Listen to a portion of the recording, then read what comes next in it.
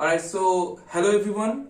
Welcome to another episode of STV 2.0, and here I have with me my guest Devesh Prasad, and he is a statistical investigator at Ministry of Home Affairs. So welcome Devesh to STV 2.0, and today our topic is I think all of you know that it's obviously a very trending thing right now, that obviously we need this thing everywhere, in every time in our life, I guess, because nowadays life is so much, our life has been so much related to technology or something like that. Okay, so today's topic is uses and abuses of smartphones. Okay, so the first thing I would love to ask to Devesh is, can you tell me that, like, you are now working at an office, and can you tell me that how many times you have to use those smartphones, like the working hours or something like that? Usually what happens is the communication provided by the senior officials is now being done on smartphone itself, most probably WhatsApp, or sometimes we use e-office provided by the government of India. So that is how much important the smartphone has become, that all the communication, because there are several floors divided in the office, and we are sitting in another floor, and the of senior officials on another phone. So when they have to communicate a project, incoming project or anything else, they'll just convey us the whole thing on smartphones. So basically you are talking like the communication part, right? Yes.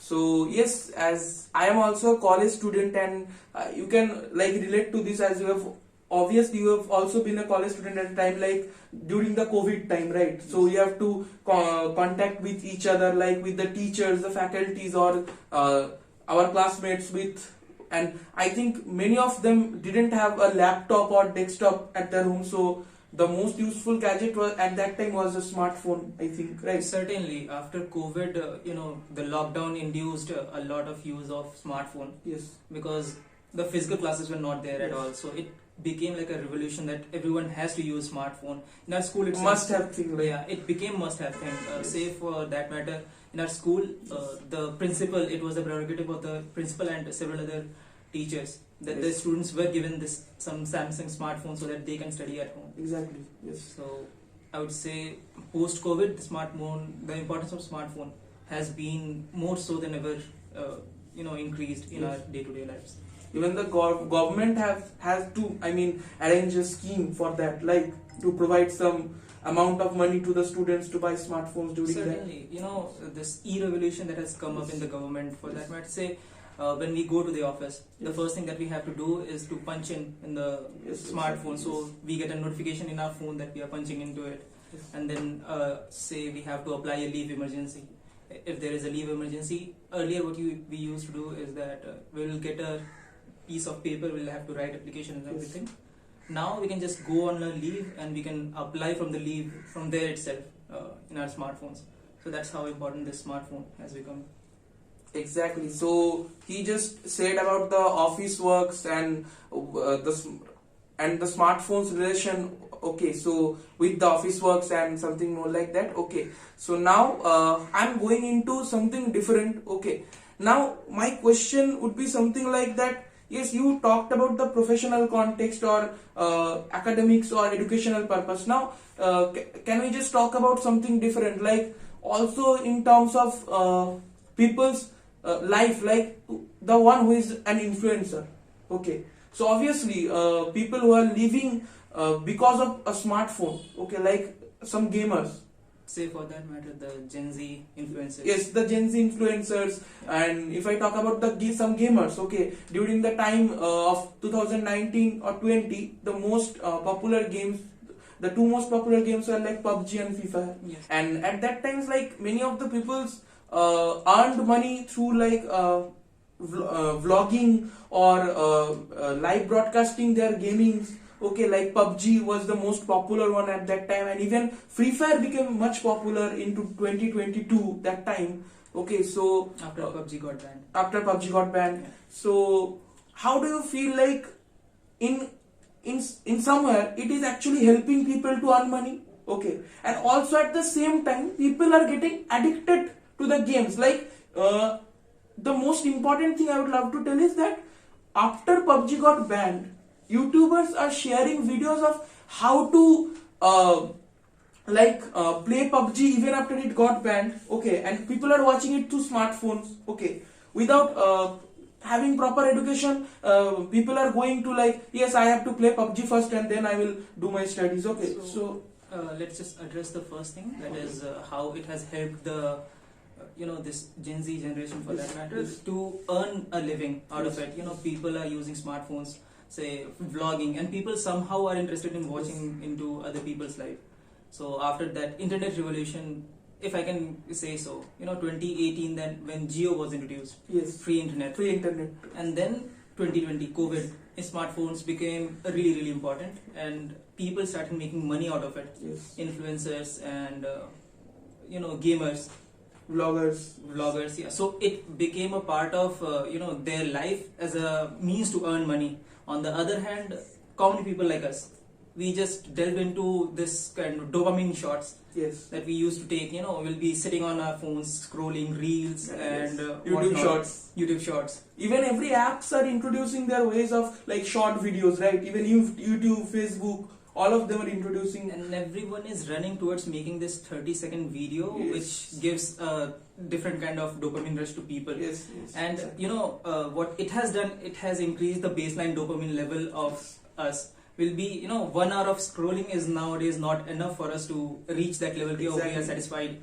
with the reel. So the positive aspects, without watching like 1 hour video, we are doing like, yes, we will watch a 30 seconds video and we'll continue for more than 1 hour, but we are not watching 1 hour movie. That has definitely happened. So yes, on the one, if you see the positive aspects of it, people from the remotest villages are documenting their lives on videos, yes, and getting money out of it. On the other hand, people in the cities nowadays are just busy looking at their phone. Yes. No social life, or whatever their whatever social life they have is on Instagram, yes, or exactly, whatever other apps are there. So I'd say this positive thing coming out of the smartphone, the positive aspect of it are in front of us, which is in turn turning into a negative aspect for us because we are too much addicted to our phones. yes, exactly. Okay, so now till now we have discussed about the influences that social media have had, the positive and negative, both of it. But with a lot of use of smartphones and internet, what is arising out of it is it has a very dark side too. Yes. Say for example, might be 4, 5 or 6 years back, there was some game called Blue Whale. Yes, Blue Whale game, and then the Momo game came, right? Yes. Some sort of.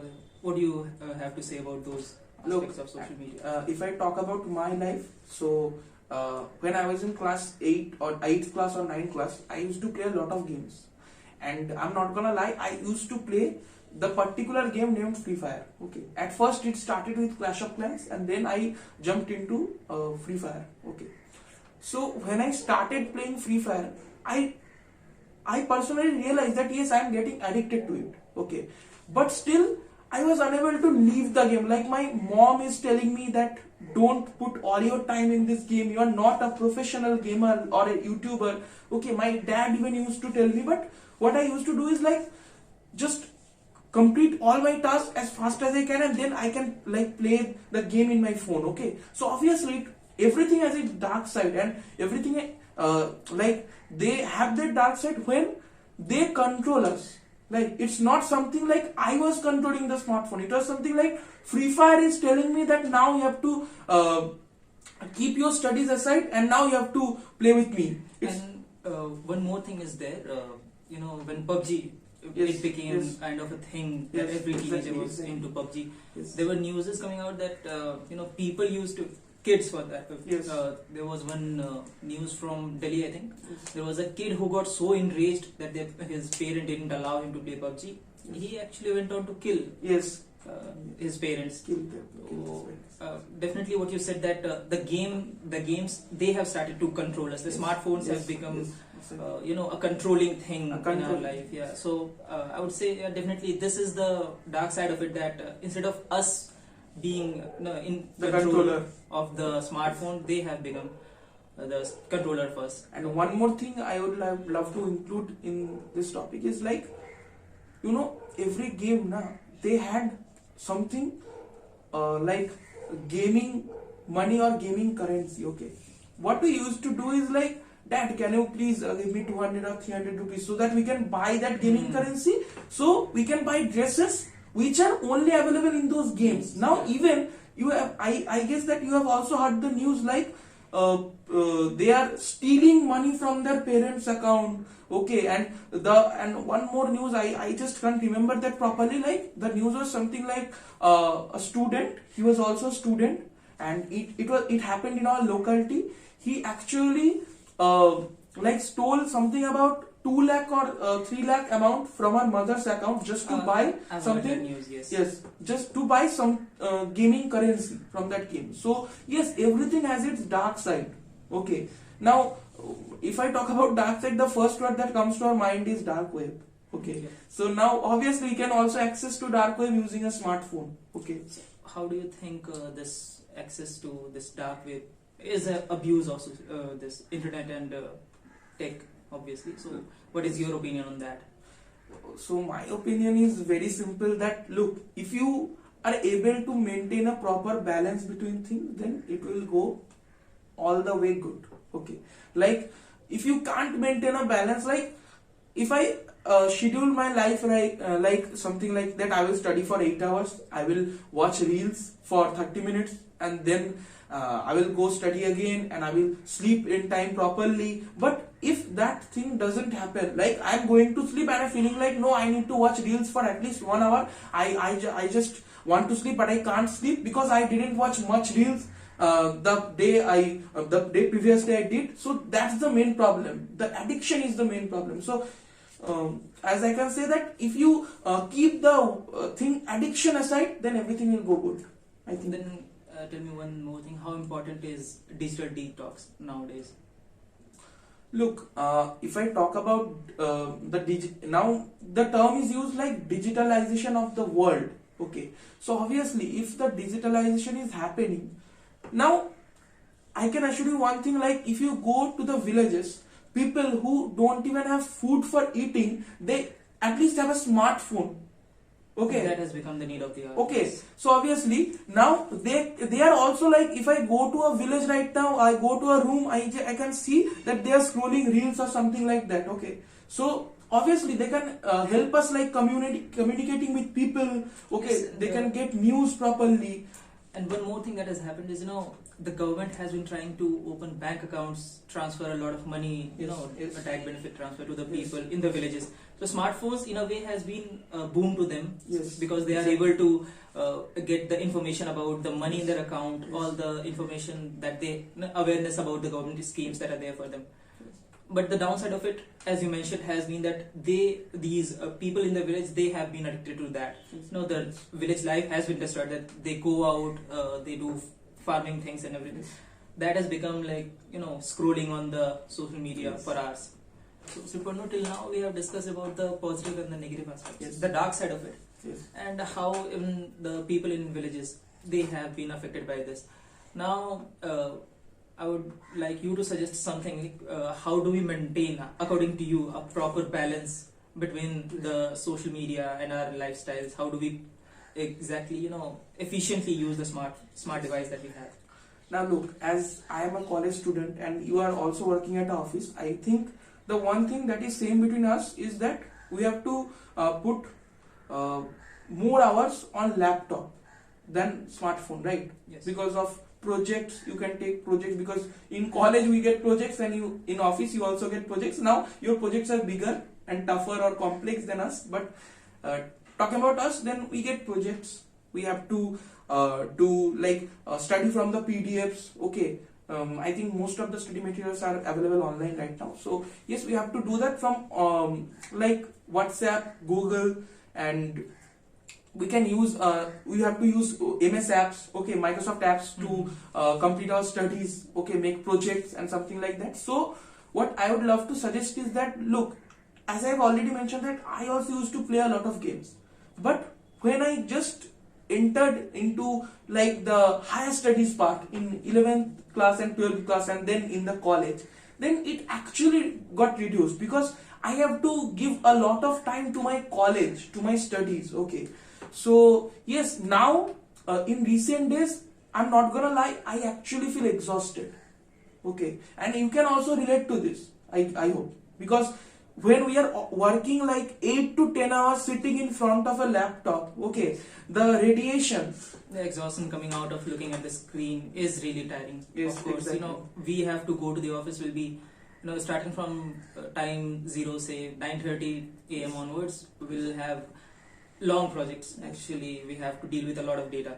So continuous 2 or 2.5 hours. It will be one sitting of 2 and 2.5 hours. We'll be just looking at our screens, doing one thing or the other, and that actually is a very tiring thing for the eyes. And another thing that I would like to ask you is, what do you suggest? These days I don't think we are reading through books a lot. Yes. We are using those Kindle, for that matter. Yes. Kindle and all those apps. What would you prefer personally if you have to study from a book or a PDF? Okay, so if you ask me, then I can tell you that I always prefer, like, if you talk about interactions, I always prioritize face-to-face interactions. Okay, and the same thing goes with study materials too.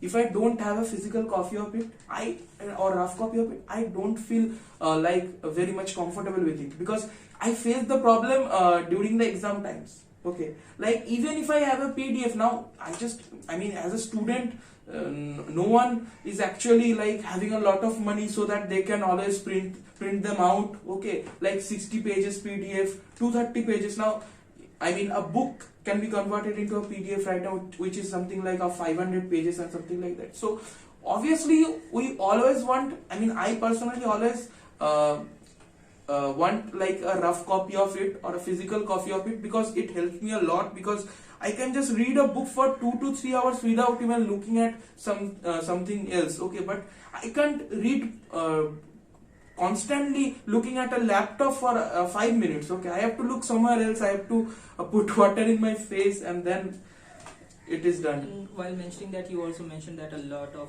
books that Yes. say 230 pages, 500 Yes. pages, notes for that matter, Yes. they are hard to get printed out in a Yes. print format, and they are costly too. Yes. So in a way, smartphones are helping us Yes. in converting those study materials, Yes. making them more convenient for us to use and even cheaper. Yes. But that screen time, how do you balance that? A balance between the reading of the physical books and then the PDF. At one hand, it is saving a lot of paper also, Yes. but Yes. other side of it is going to hurt your eyes in the long run. Yes, exactly. So, summarizing everything that we have gone through, we talked about the importance of it, Yes. how it became a really integral Important part of our part. life after Yes. COVID, especially COVID. after COVID, Yes. and the positive effects of the tech that we have in our hand, how people have made livings out of it, Yes. and the negative aspects of it, like The enraging dark side. things, the dark Yes. side of it, Exactly. and as told by you, the maintaining a proper balance between how to use the social media Yes. at the same time and have a healthy lifestyle. Yes. So I would say let's wrap it up then. Yes. Okay. So it was like great time. Okay, and we used to actually talk to each other about so many things, and this is the first time actually something is being telecasted for our YouTube channel or being recorded, but it is not the first time you are talking like this. Okay, so yes, the language was not English when we used to talk about some different things. So yes, Devesh, he is like very much into things like technology and so much more. So he's also a civil service aspirant, I guess. Yes, exactly. So he also has very much knowledge of this kind of things, and as you all know that I also promised you guys that I will come up with a video on uses and abuses of smartphone. Okay, and I hope that you would really love this video, and if you have loved this video, then please go like the video, share it with your friends, and comment on which topic you want my next video to be. And that was all for today. So see you in my next video. Till then, very goodbye. Jai Hind.